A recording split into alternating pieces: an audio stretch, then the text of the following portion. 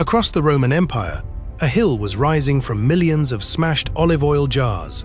For more than 7,000 years, one bitter fruit helped build empires, lighting homes, enriching merchants, rewarding athletes, supplying armies, and helping emperors control crowded cities.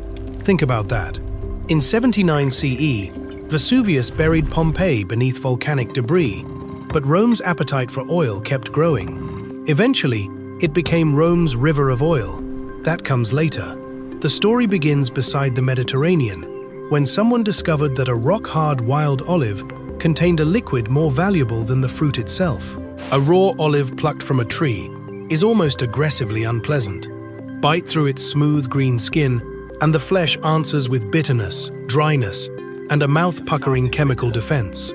It doesn't taste like an obvious food, much less the foundation of an economy. That contradiction is olive oil's ancient secret. People had to crush what they couldn't comfortably eat, separate liquid from pulp, and wait while oil floated above water.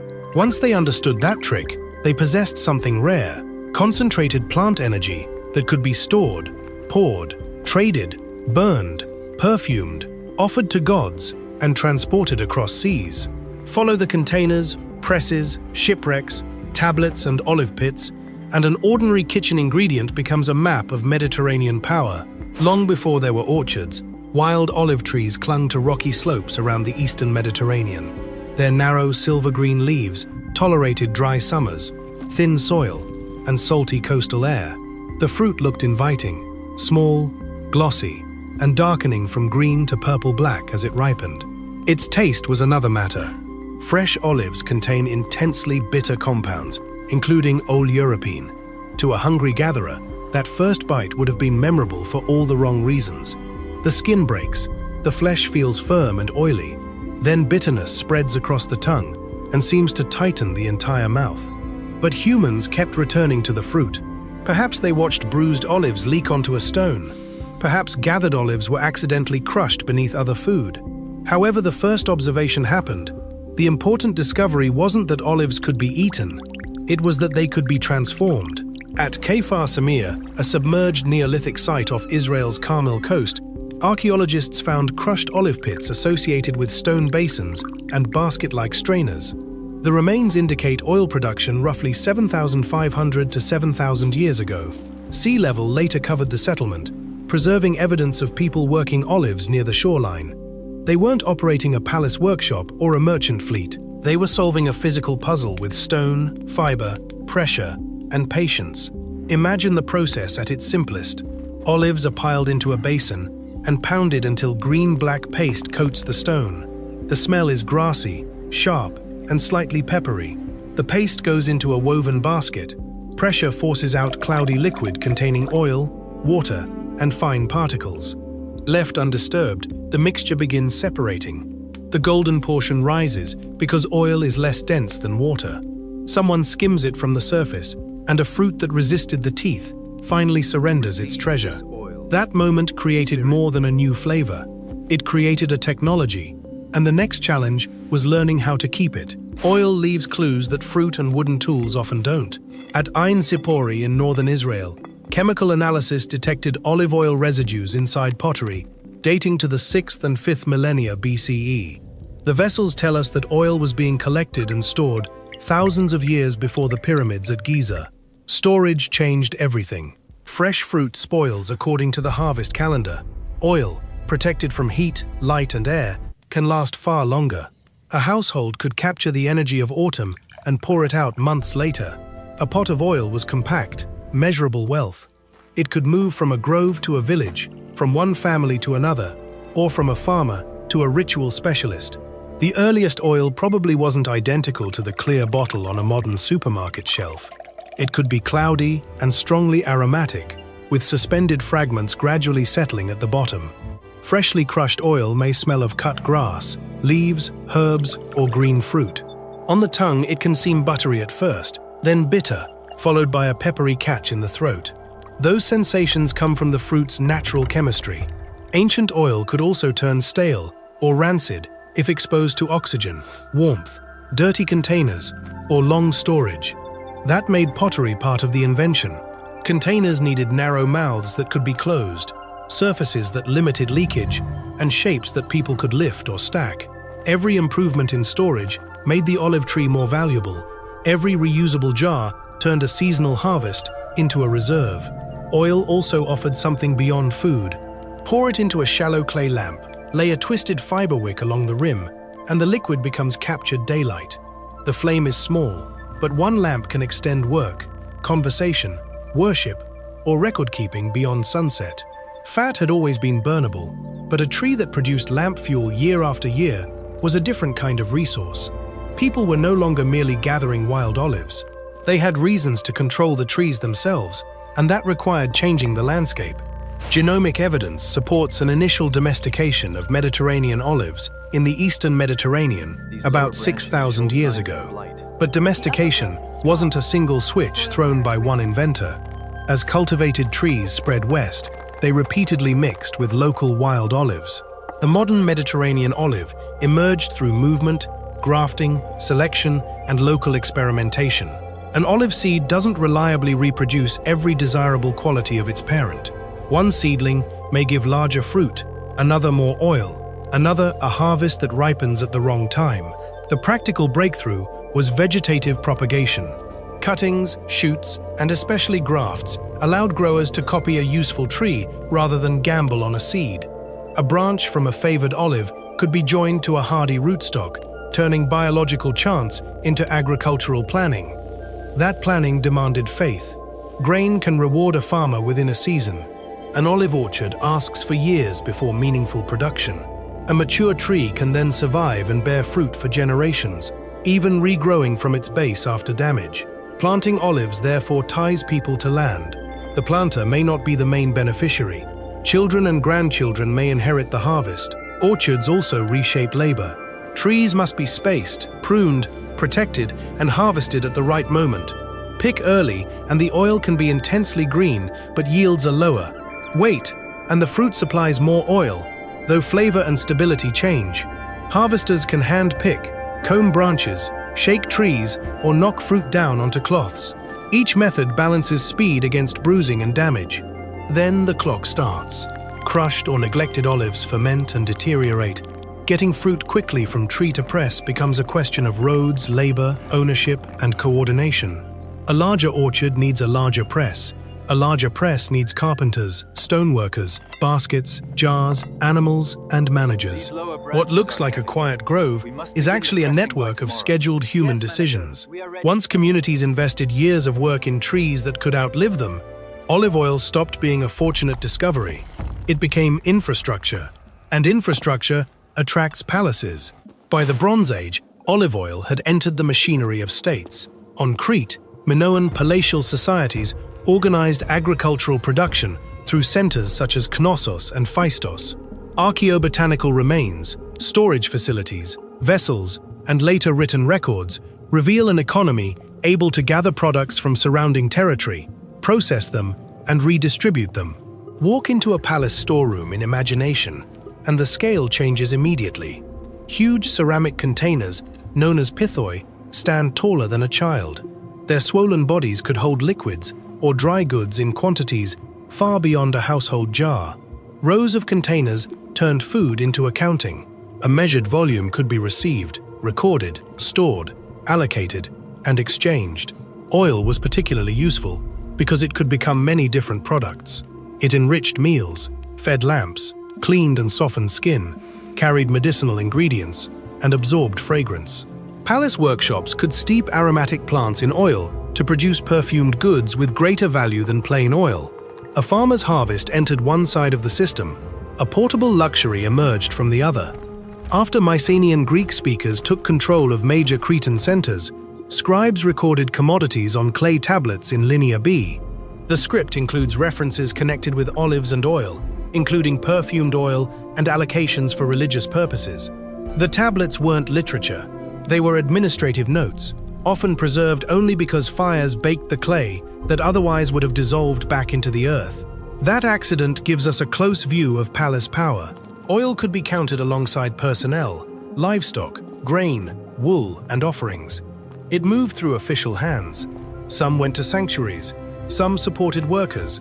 Some became a high-value manufactured product. Control of the press and storeroom meant control of light, calories, ritual materials, and trade. Then, around the end of the Bronze Age, many Eastern Mediterranean palace systems collapsed amid warfare, migration, political breakdown, and disrupted exchange. Buildings burned. Writing disappeared from much of Greece for centuries. The olive tree survived. That resilience mattered, because the next maritime powers didn't need one palace to control the whole journey. They needed ports, ships, and containers. The Mediterranean appears to divide 3 continents, but for sailors, it also connected them. A ship could carry more weight than a pack animal and follow a chain of familiar coasts, islands, headlands, and harbors. Olive oil was almost designed for this watery highway. Concentrated, divisible, pourable, and valuable, far from the grove. The essential package was the amphora. Its 2 handles gave dockworkers secure grips. Its narrow neck reduced spilling and could be sealed. Its pointed base looks inconvenient in a kitchen, but it could be wedged into racks, sand, or layers inside a cargo hold. Amphorae packed tightly against one another, turning a ship's belly into a ceramic honeycomb. Phoenician merchants and colonists helped extend Eastern Mediterranean crops and commercial practices westward during the first millennium BCE. Their networks linked Levantine cities with Cyprus, North Africa, Sicily, Sardinia, Iberia, and settlements beyond the Strait of Gibraltar. Olives and viticulture moved with people who knew how to plant, process, package, and sell them. This was one of olive oil's map-changing causal chains. A harbor that handled amphorae needed warehouses and labor. A colony that wanted a reliable supply planted groves. Groves encouraged permanent claims to land. Presses and kilns followed. Potters needed clay and fuel to produce transport jars. Merchants needed agreements, weights, credit, and armed protection. A preference for a useful liquid helped turn seasonal anchorages into permanent settlements. Language preserves fragments of that movement. English olive comes through French and Latin oliva, related to Greek elia. The family resemblance reflects centuries of borrowing around the Mediterranean. Another trail survives in Spanish.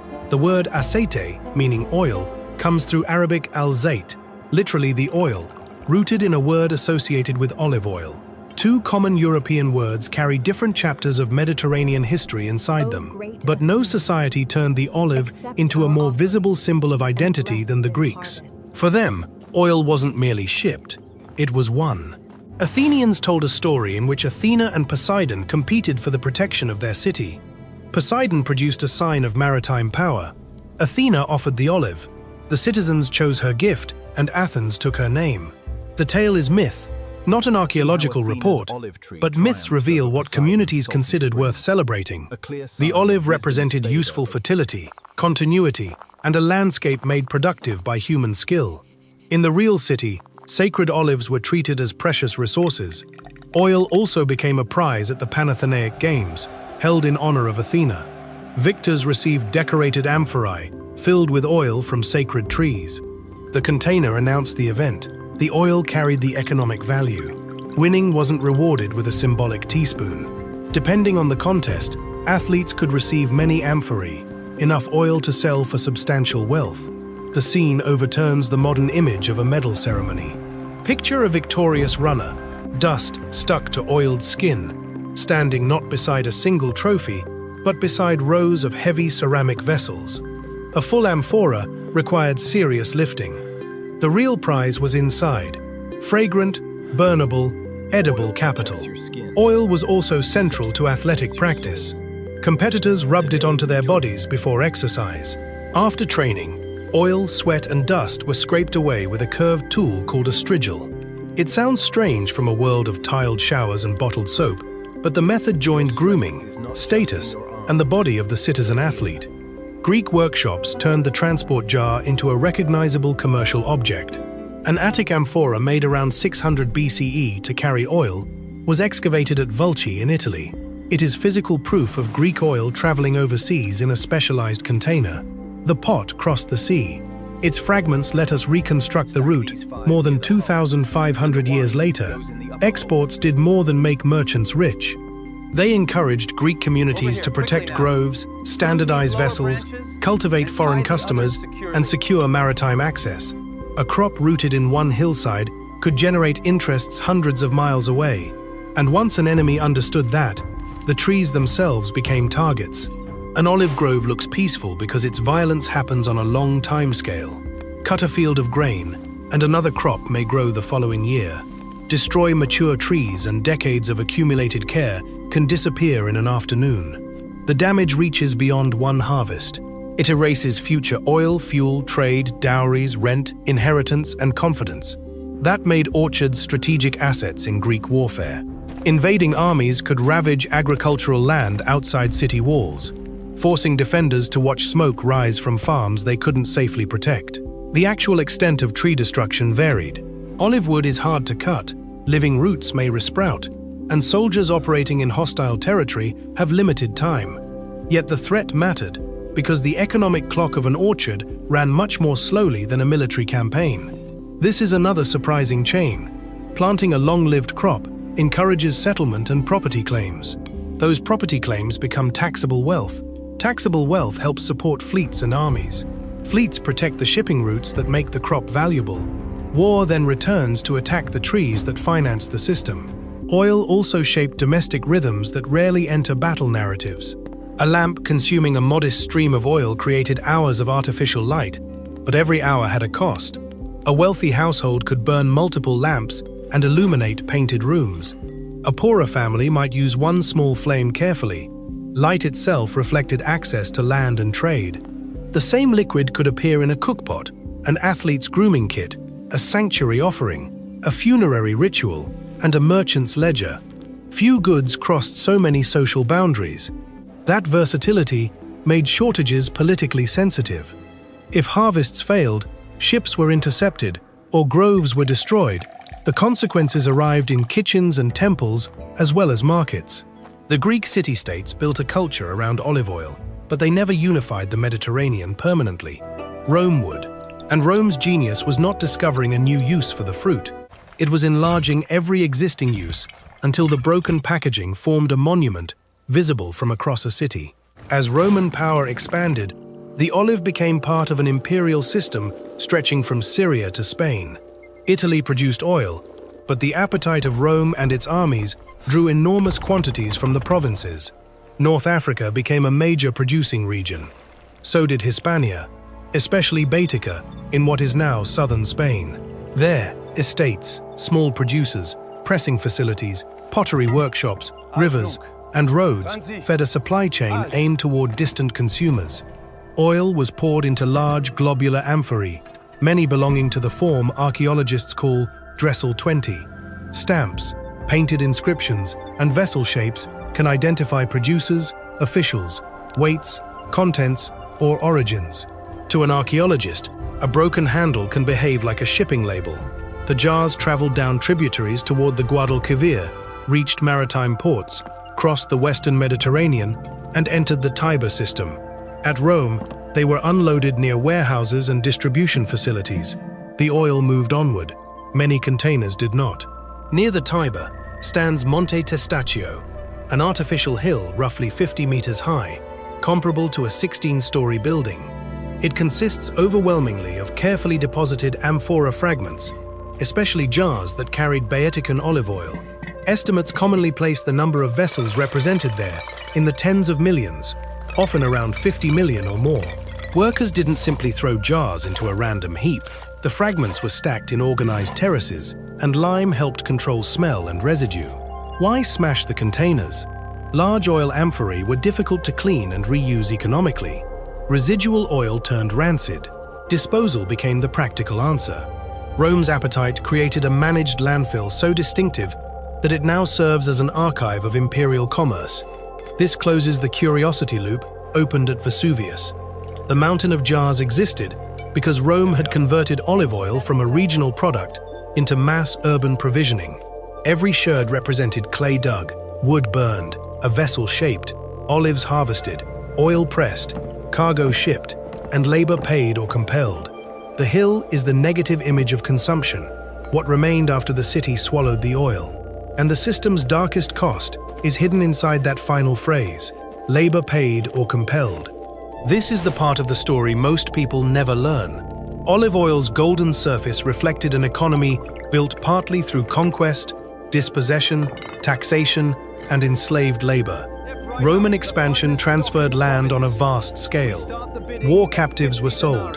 Estates in Italy and the provinces could use enslaved workers for agriculture, processing, transport, and domestic service.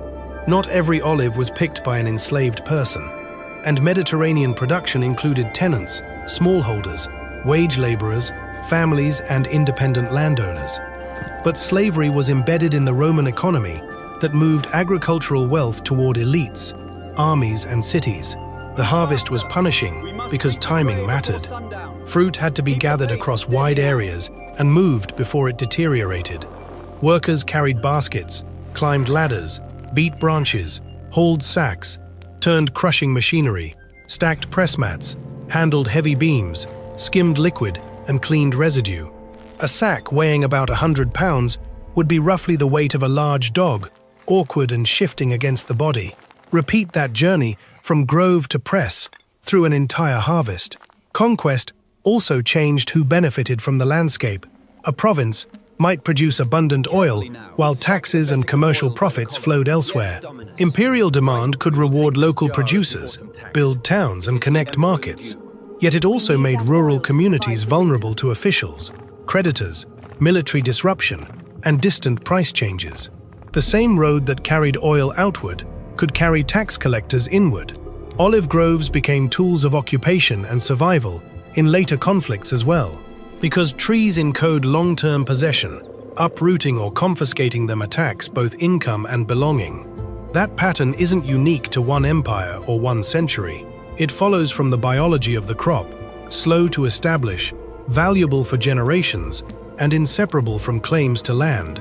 If you enjoy finding the hidden machinery inside ordinary food, subscribe to Tales of the Table, because the fall of Rome didn't end this machinery. It changed the people operating it, the languages on the invoices, and the direction in which the oil traveled. The Western Roman imperial government fragmented during the 5th century CE, but olive knowledge didn't vanish. Trees remained in the ground. Presses continued working where conditions allowed. The Eastern Roman, or Byzantine, Empire retained cities, trade routes, taxation, Christian institutions, and a strong demand for oil. Christian practice gave olive oil additional institutional importance. Churches used it for lamps and ritual anointing. Monasteries and ecclesiastical estates could preserve groves, presses, and agricultural knowledge. A lamp burning before an altar connected Bronze Age technology to a new religious landscape. Archaeologists have found large, late antique oil production complexes in parts of the Eastern Mediterranean, including the Levant. Screw presses, stone weights, crushing basins, and settling vats show that production could still occur at impressive scale. The exact machinery varied, but the goal remained familiar: break the fruit, work the paste, apply pressure, and separate oil from water and solids. Then, in the 7th century, Arab Muslim armies conquered much of the Byzantine eastern and southern Mediterranean. The political map changed dramatically. Olive cultivation continued under new administrations and entered commercial networks using Arabic as a major language of government, scholarship, and trade. Arabic preserved one of the most revealing etymological trails. Zait means oil and is especially associated with olive oil. Al-zait means the oil. Spanish aceite and Portuguese azeite descend from that Arabic expression, linguistic evidence of centuries of Muslim rule and cultural exchange in Iberia. English oil and olive followed the Latin family. Set aceite beside olive, and you can hear two imperial histories naming the same substance. Oil also became a foundation for soap making. When fats or oils react with an alkali, they form soap. Centers such as Aleppo and, later, Nablus became famous for hard soaps based largely on olive oil, sometimes combined with laurel oil. The sensory transformation is striking.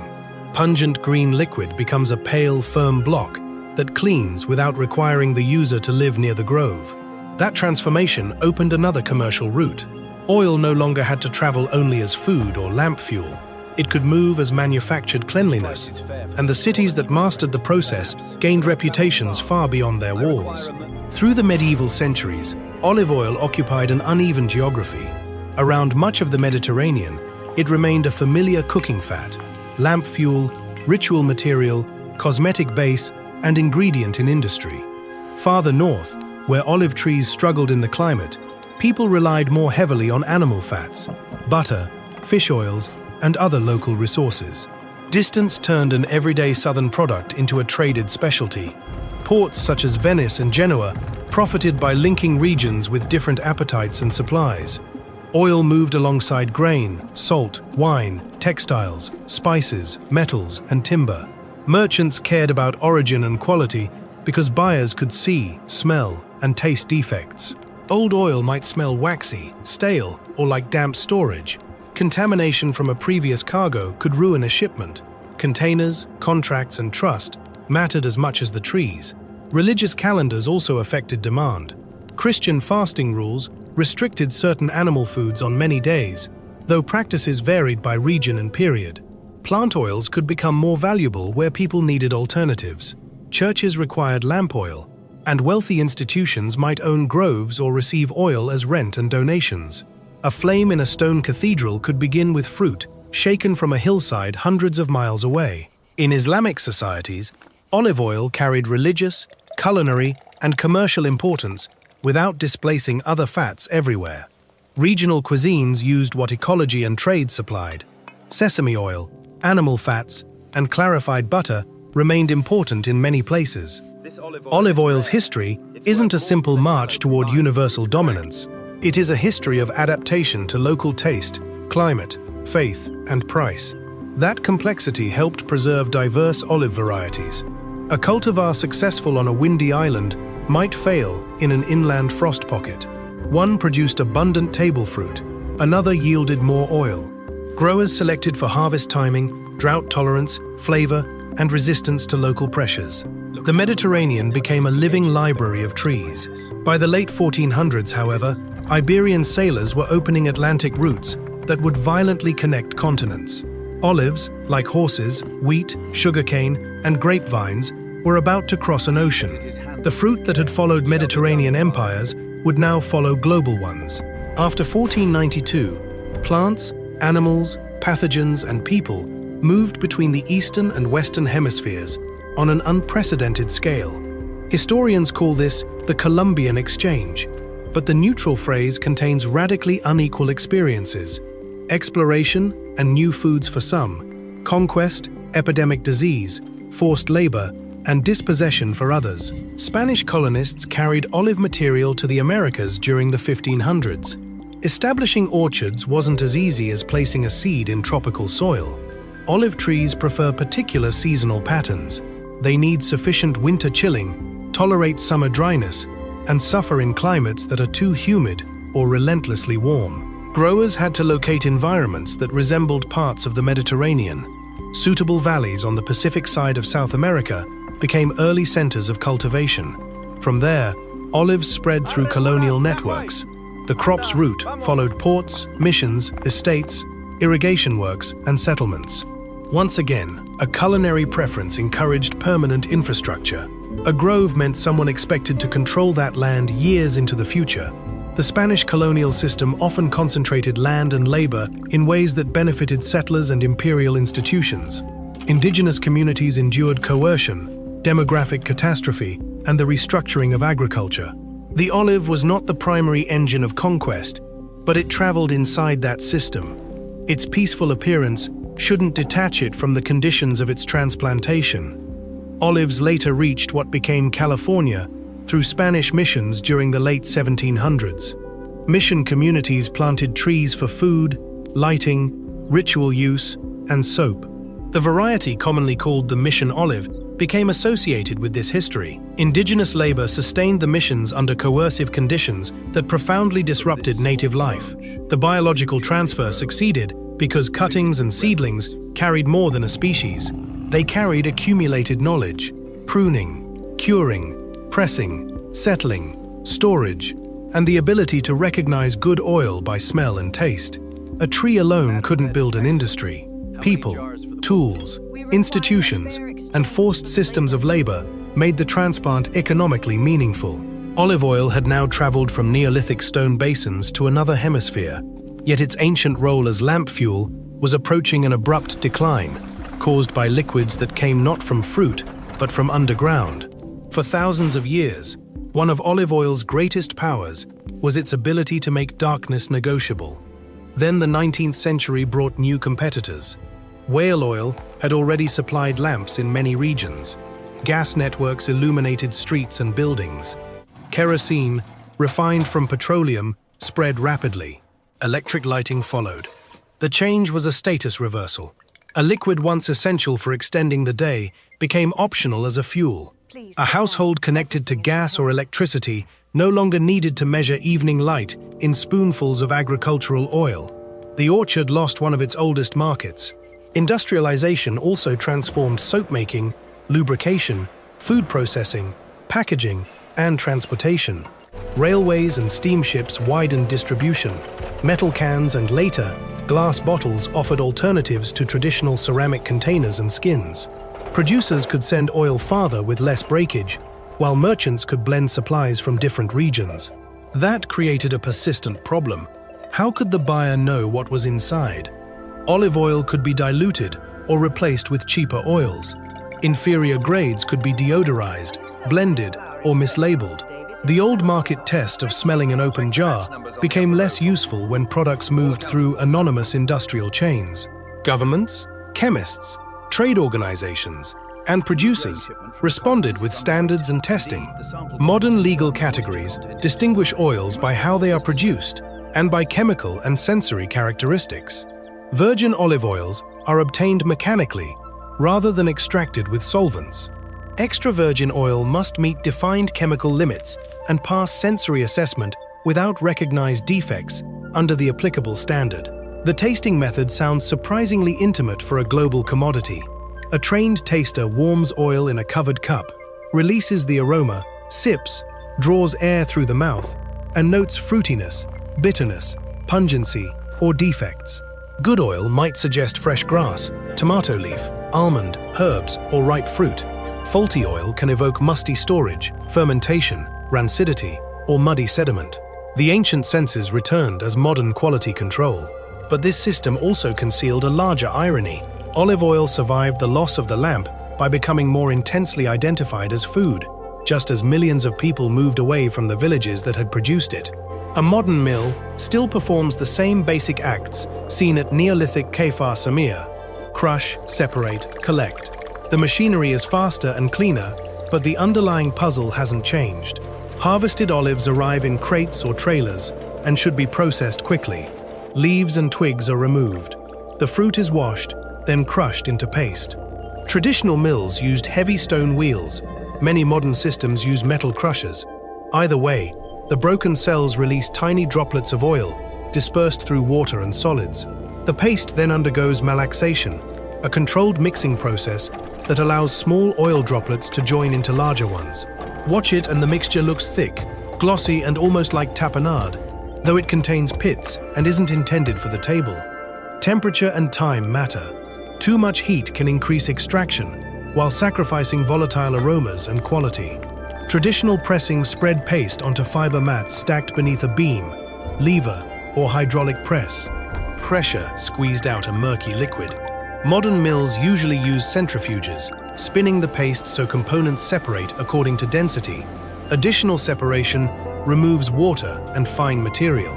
The result can be bright green, pale gold, or somewhere between. Color alone does not determine quality.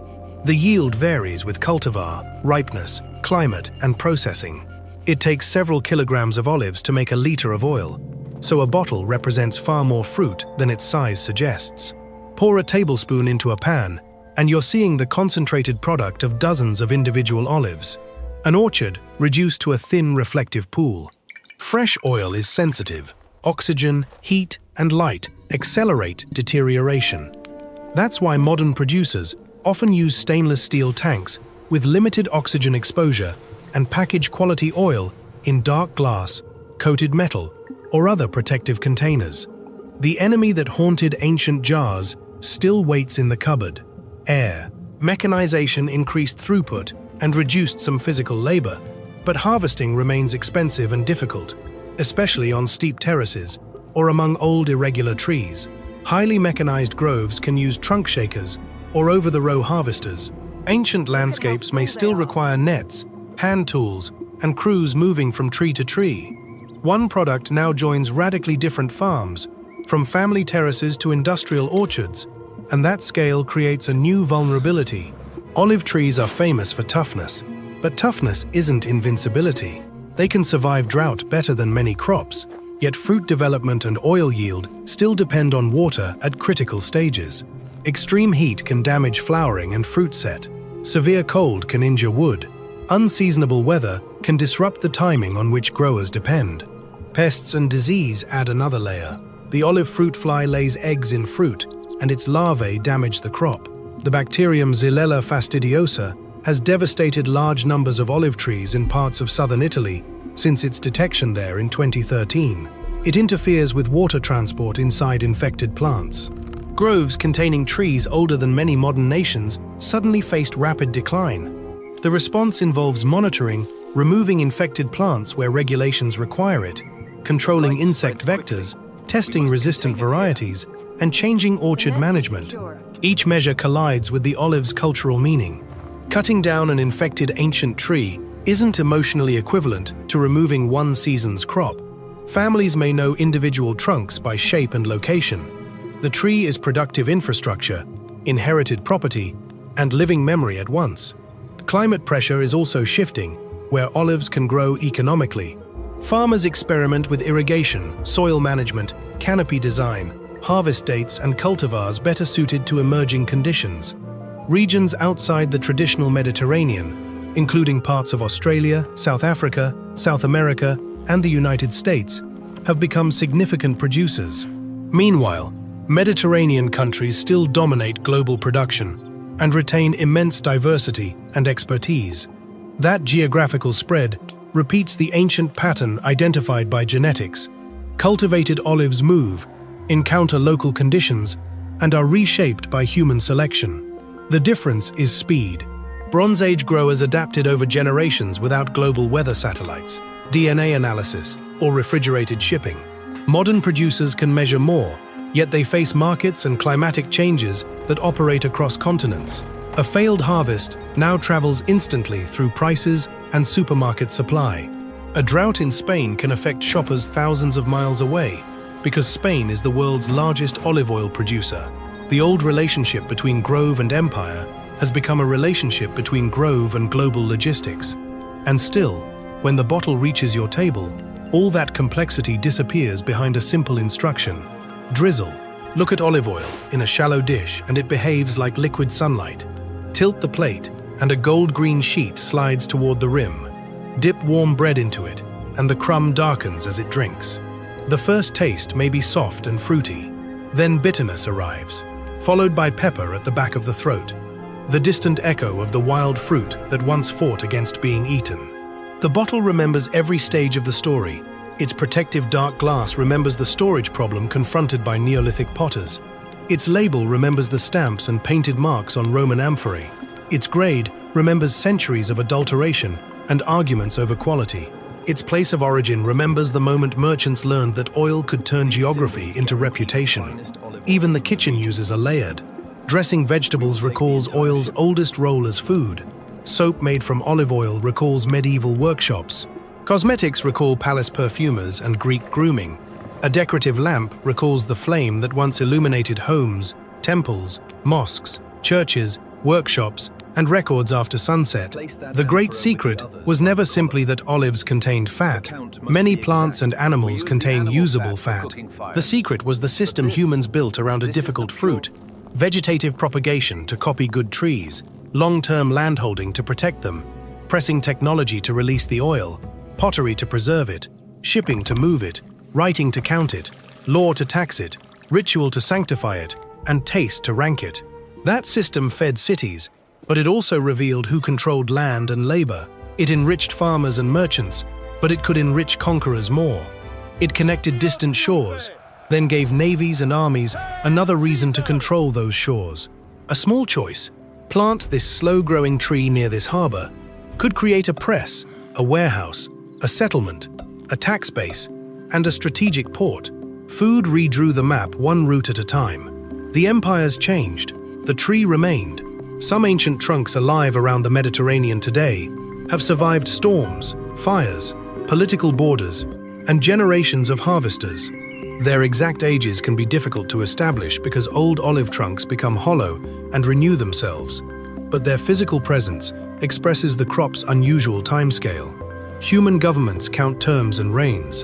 An olive grove counts grandchildren. It was there when Neolithic hands pounded bitter fruit against stone. It was there when potters sealed the harvest inside clay. It was there when Bronze Age scribes counted perfumed oil for palaces and gods.